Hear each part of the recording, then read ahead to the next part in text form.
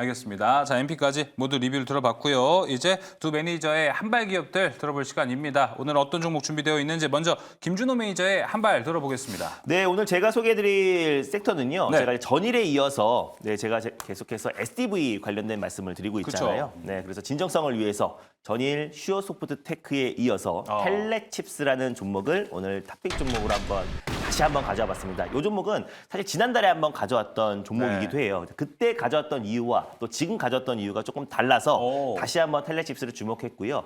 충분히 좀 최근에 주가 조정 흐름이 나와줬는데 최근 김현민 매니저님이 좋아하시는 조정시 매수의 관점으로 저도 한번 텔레칩스를 가져와 봤습니다. 네. 요즘에 이제 모빌리티, 특히 이제 미래 모빌리티 산업이 이제 급변하고 있어요. 그중에서 가장 대표가 되는 게 SDV, 소프트웨어 전환 관련해서 가장 핵심이라 보시면 될 것 같고, 뭐 자율주행 또 그리고 친환경 자동차가 이 미래의 모빌리티 성장을 견인하는 가장 핵심 키워드다라고 보시면 될 것 같아요. 그래서 그 사업을 또 주도하는 국내 대표 기업 중에 하나가 저는 텔레칩스다라고 보고 있어요. 그래서 결국에 매출의 거의 대부분이 현대차 그룹 향이다라고 보시면 될 것 같은데 거의 80% AVN, 오디오 비디오 내비게이션에 들어가는 핵심 칩을 또 이제 현대차 그룹에 공급하고 있고 또 그리고 ADAS 운전자 첨단 보조 시스템 관련해서 핵심 시스템 온칩을 또 현대차에 이제 공급하고 있는 기업이기도 합니다. 그래서 결국 최근에 모빌아이라는 ADAS 관련해서 글로벌 1위 기업이 4분기 실적 악화로 인해서 크게 조정 흐름이 나아졌었는데 모빌아이의 주가 조정이 자율주행 시장의 성장과는 전혀 무관하다라고 좀 보고 있어요. 결국 작년 같은 경우는 이제 고금리 또 그리고 이제 고물가가 기조가 이어지다 보니까 전반적으로 자동차 판매량이 줄어들고 그러다 보니까 당연히 ADAS 관련된 핵심 칩들의 어떤 이제 판매량과 수주 물량은 줄어들 수밖에 없었다고 보고 있습니다. 근데 올해는 조금 다른 게 올해부터 이제 EU에서 이제 ADAS 의무화 신규 차종에 대해서 의무화가 됐습니다. 그러다 보니까 올해부터는 본격적으로 이제 운전자 첨단 보조 시스템 ADAS의 수요는 증가할 수밖에 없다고 보고 있고요. 그리고 모빌아이의 어떤 이제 수요 증가와 사실상 자율주행 시장의 어떤 성장과는 무관하고 올해 또 이제 테슬라의 버전 12, 풀셀프 드라이빙 버전 12가 출시를 앞두고 있고요. 또 올해 상반기에는 현대자동차가 자율주행 레벨 3를 상용화를 앞두고 있는 시점이기도 합니다. 그래서 기존의 어떤 이제 인포테인먼트뿐만 아니라 지금 이제 텔레칩스 같은 경우는 이제 SDV 또 그리고 이제 미래 모빌리티 관련된 혁신 프로세서들을 계속해서 가동하고 있는데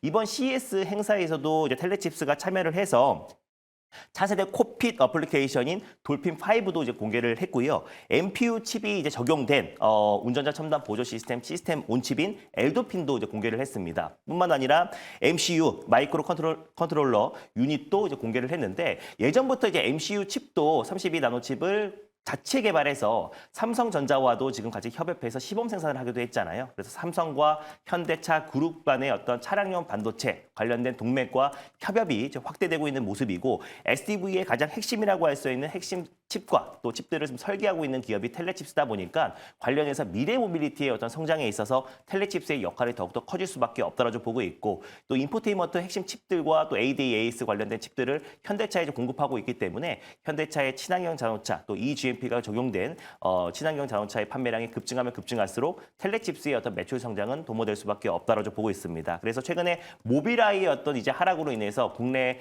칩 관련 종목들, 뭐 칩스앤미디어, 텔레칩스 그리고 넥스칩 같은 종목들이 조정 흐름 나와줬었는데 그거와는 자율주행 시장 성장과는 무관하고 또 EU에서 본격적으로 ADAS 운전자 첨단 보조 시스템의 의무화가 올해부터 시작되기 때문에 관련해서의 매출은 다시 한번 성장할 수밖에 없다는 관점에서 조정시 매수의 관점 텔레칩스를 오늘 탑픽 종목으로 가져왔습니다. 네, 알겠습니다. 자, 그러면은 가격 전략 함께 들어볼까요? 네, 일단 뭐 매수가는요. 29,000원으로 다시 한번 설정해 보도록 하겠고요. 목표가는 일단 1차는 33,000원을 설정해 보겠고 손절 라인 때는 25,000원 말씀드리겠습니다. 네, 알겠습니다.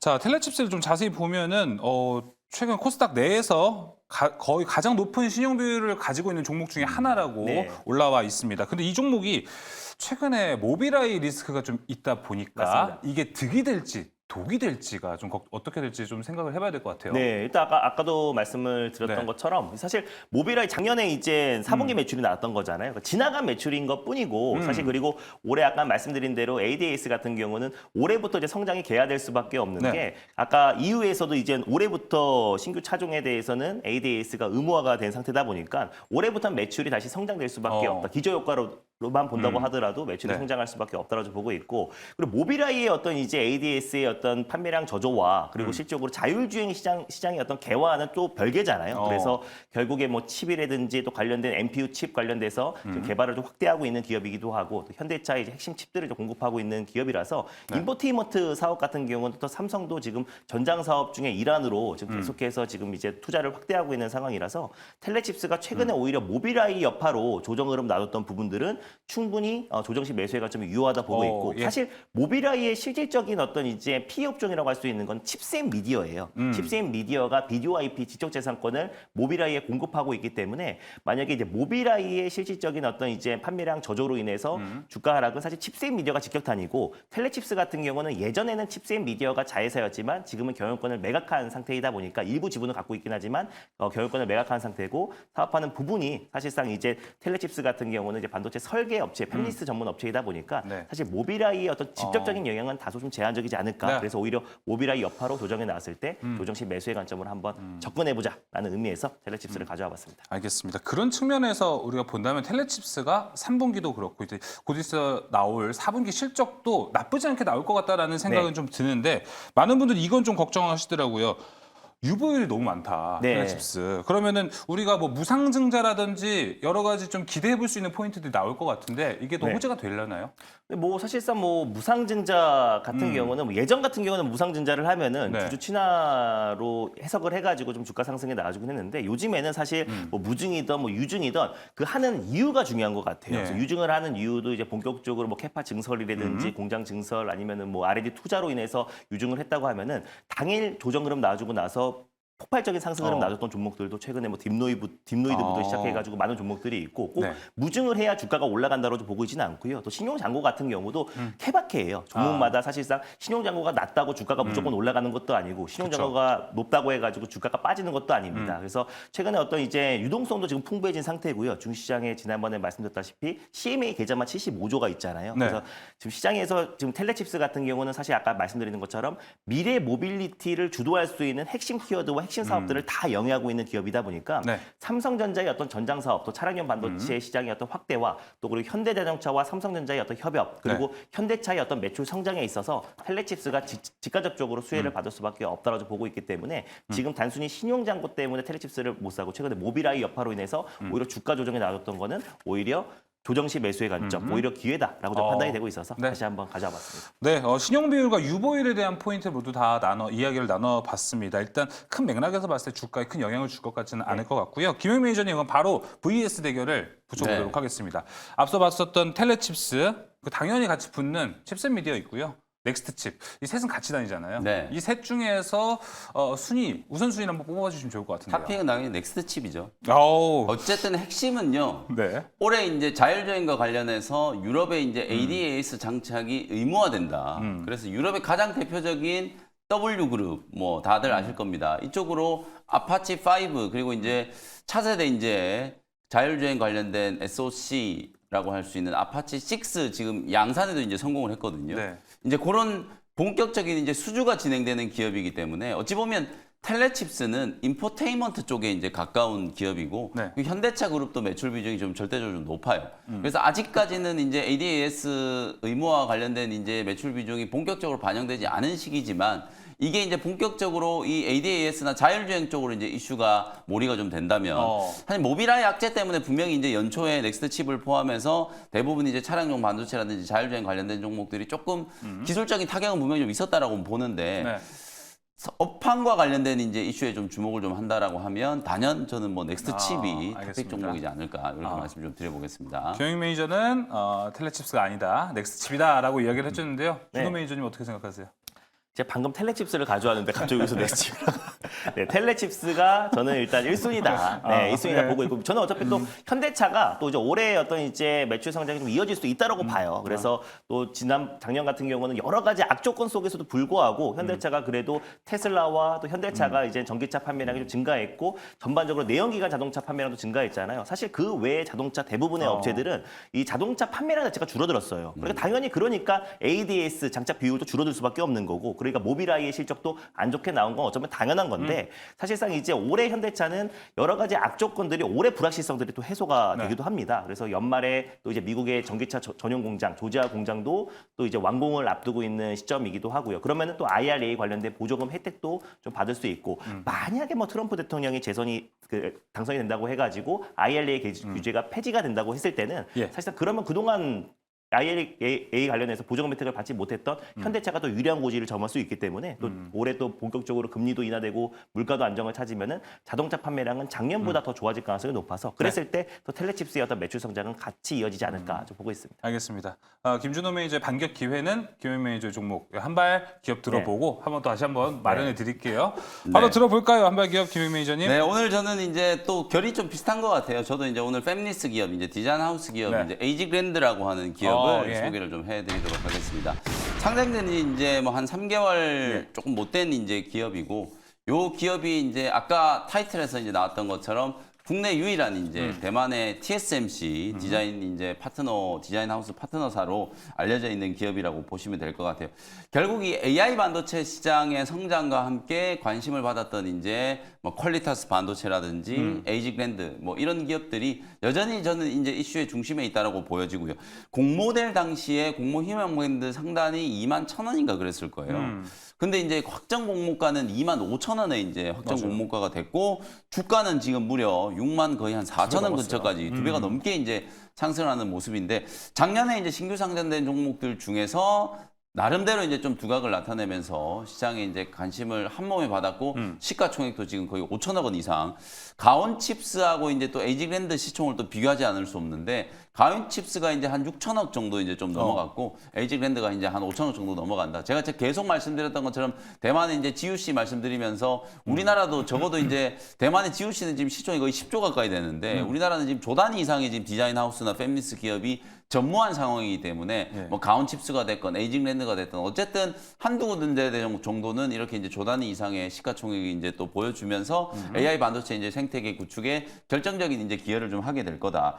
에이징랜드가 이제 가장 큰 장점을 가지고 있는 건 매출 포트폴리오가 일단 AI 가속기 부문이 벌써 한 15% 정도 이제 점유율을 차지를 하고 있고요. 차량용 반도체, 메모리 컨트롤러 이쪽이 이제 비중이 이제 좀 높아지고 있다. 세계 최대 이제 반도체 IP 기업이라고 할 수 있는 ARM이 한때 시가총액이 지금 90조 원을 이제 넘겼을 정도로 어마어마하게 이제 또 AI 반도체와 관련된 이제 이슈가 부각이 좀 되고 있는 상황인데 이 에이징랜드는 또 ARM의 또 ADP로도 이제 지정이 좀 되어 있는 기업이에요. 그래서 대만의 TSMC라든지 미국의 ARM 뭐 이런 기업들과 사실상 협력 관계가 이제 강력하게 이제 구축이 좀 되어 있는 기업이기 때문에 단순히 이건 뭐 테마적인 어떤 흐름이라기보다는 글로벌 이제 기술 트렌드를 감안을 했을 때 특히나 CXL이라든지 온 디바이스 AI 이런 이제 AI 반도체 이슈가 계속 확장되는 과정에서 주가가 이제 강하게 좀 상승을 좀 했기 때문에 네. 그런 측면에서 본다라고 하면 사실상 뭐 추가적인 상승 여력이 좀 있지 않을까. 그리고 다행스럽게도 최근에 한 2주 이상 기술적인 조정이 분명히 좀 진행이 좀 됐단 말이에요. 차트 움직임을 한번 보시면 계속 이 종목은 물론 이제 공모가 대비해서는 상당히 좀 강하게 좀 올라와 있는 구간이긴 합니다만 상승과 하락 이렇게 이제 추세선을 이렇게 이제 잡아놓으면 요 하단 부분이 오면 어쨌든 한번 매수 기회로 이제 공략 포인트를 한번 잡아볼 수 있는 구간이거든요. 그래서 이런 측면에서 봤을 때 지금 요 구간이 딱 이제 매수를 한번 해볼 수 있을 만한 좋은 맥점이 좀 만들어졌다. 이렇게 이제 보여지고요. 네. 매수 가격은 52,000원 정도 이제 설정을 좀 해드려 볼 테니까 만약에 오늘도 우리 국내 증시가 초반에 조금 약세 흐름으로 이제 좀 전개가 좀 된다라고 했을 경우에 52,000원 정도를 딱 바텀 피싱하는 좋은 매수 가격으로 한번 잡아보시면 될 것 같고요. 1차 목표 가격은 전고점 6만 원 정도 설정해드리고 손절 가격은 46,000원 정도 참고해보시면 되겠습니다. 알겠습니다. 에이징랜드 가격 전략까지 모두 들어봤고요. 자, 이제 상장한 지 2달 조금 넘어가는 기간입니다. 네. 아까 초입에도 얘기를 해주셨는데 보호예수 우려는 딱히 없죠, 지금은. 지금은 이제 사실 3개월이 지나고 나면 이제 의무 협약이 좀 풀려요. 3개월 양도 그렇게 많지는 않더라고요. 맞습니다. 이게 근데. 이제 에이징랜드가 주가가 좀 강했던 이유 중에 하나도 거의 의무 보유 하강 물량이 거의 한 60%에 달할 정도로 예. 이제 유통 주식 숫자 자체가 한 20몇 프로 정도밖에 안 됐었기 때문에 오히려 저는 그 부분이 지금 주가 호조에 좀 긍정적인 영향을 미쳤다. 그럼 반대로 의무 확약 물량이 풀리기 시작하면 또 이게 오방에 대한 이제 우려를 해야 되는 거 아닌가 이런 생각을 할 수 있는데 일단 한 달 정도 일단 남았어요. 일단 시기적으로 봤을 때 한 달 정도 남았기 때문에 그 안에 이제 치고 빠지는 전략을 네. 생각해 보셔도 될 것 같고 방금 우리 성호 아나운서님 얘기해 주셨던 것처럼 사실상 의무 확약 물량 전체를 봤을 때 3개월 비중은 또 한 20% 정도밖에 안 되거든요. 그러면 3개월 보호해수 물량이 이제 풀리면 물론 이제 일정 부분 주가가 많이 올라와 있는 상태이기 때문에 네. 차익에 대한 이제 물량들이 좀 나올 수도 있겠습니다만 사실 부담스러울 만한 이제 수준이 아니다라는 거. 그리고 저는 개인적으로 아까 뭐 신용 잔고에 대한 것도 이제 텔레칩스 여쭤보셨지만 어차피 갈 기업들은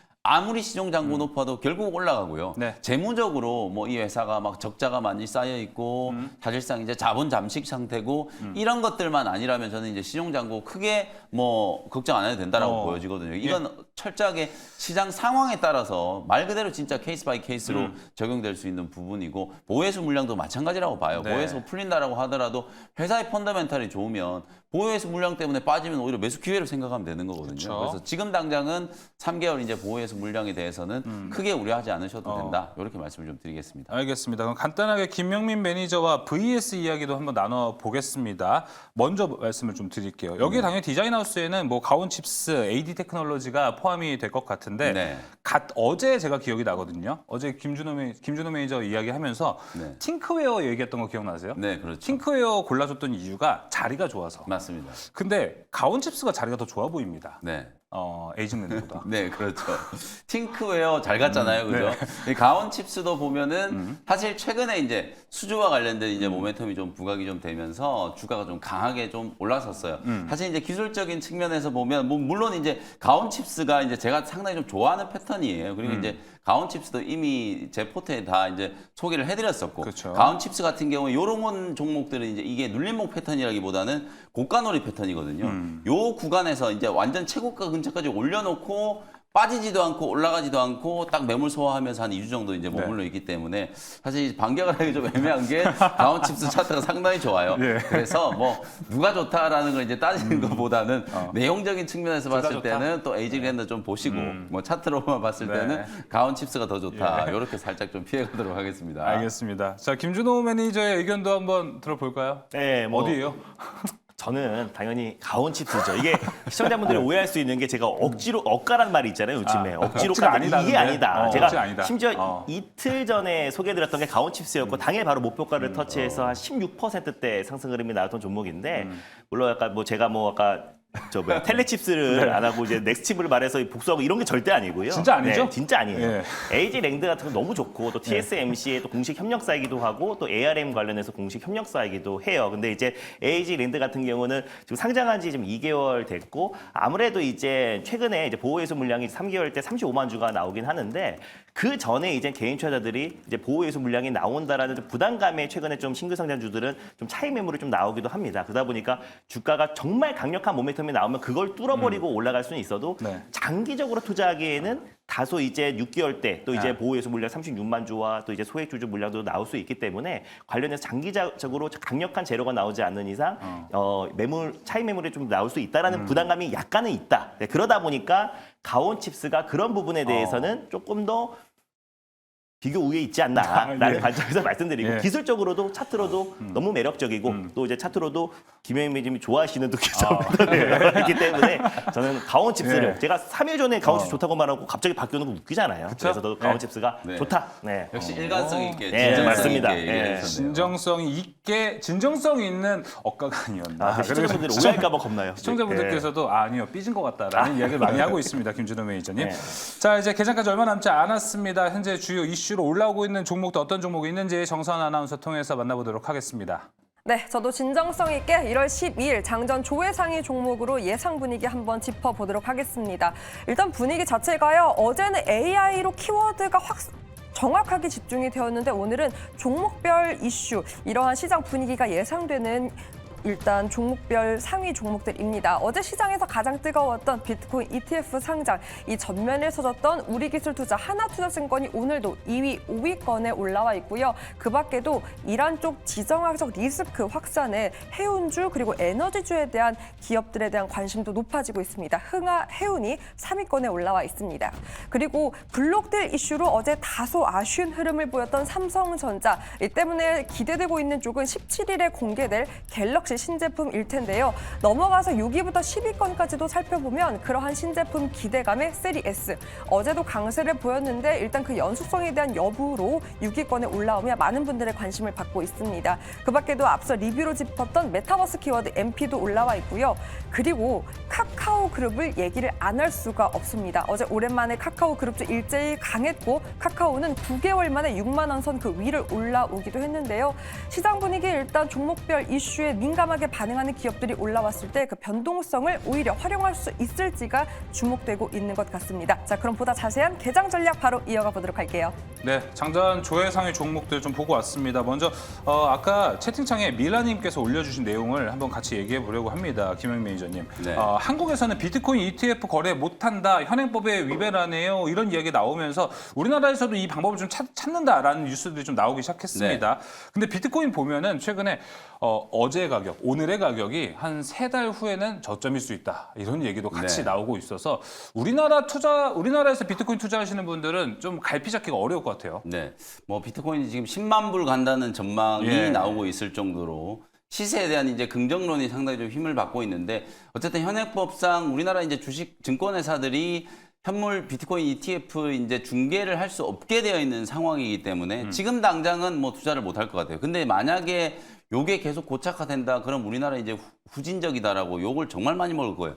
아까 김준호 매니저님 얘기하셨던 건 우리나라가 지금 가상화폐 거래금액 기준으로 봤을 때는 막 1, 2등 하는 나라이기 때문에 이게 이제 또 현물 ETF 거래가 안 된다는 것 자체가 좀 어불성설이라고 저는 보여지거든요. 그래서 아마 제도나 법 개정이 이제 추진될 거라고 보고 그전에는 오히려 이제 현물에 대한 이제 또 이슈가 더 생길 수 있잖아요. 비트코인에 대한 수요라든지 이더리움에 대한 이제 수요라든지 이런 것들이 더 생길 수 있기 때문에 저는 오히려 조금 걱정스러운 건 코인 관련된 종목들은 좋을 수 있으나 주식 시장에 이제 자금이 너무 좀 가상화폐 시장 쪽으로 좀 빠져나가게 되면 몰릴까 봐. 오히려 이제 주식 시장 흐름이 조금 또 영향을 좀 미칠 수가 있기 때문에 그런 부분들은 조금 신경이 좀 쓰이는 대목이다. 뭐 이런 정도 첨언을 좀 해드리겠습니다. 네, 김준호 매니저님도 한번 생각 들어볼까요? 네, 우리 국내에서 이제 비트코인 ETF 관련해서 거래를 못한다고 하더라도 전체적으로 비트코인 어떤 상승과 사실 미국에서 이제 비트코인 ETF가 승인되고 대규모 자금들이 들어오는 게 더욱더 큰 재료이다 보니까 사실 한국의 ETF 관련해서 이제 상장이 되고 거래를 하냐 못하냐는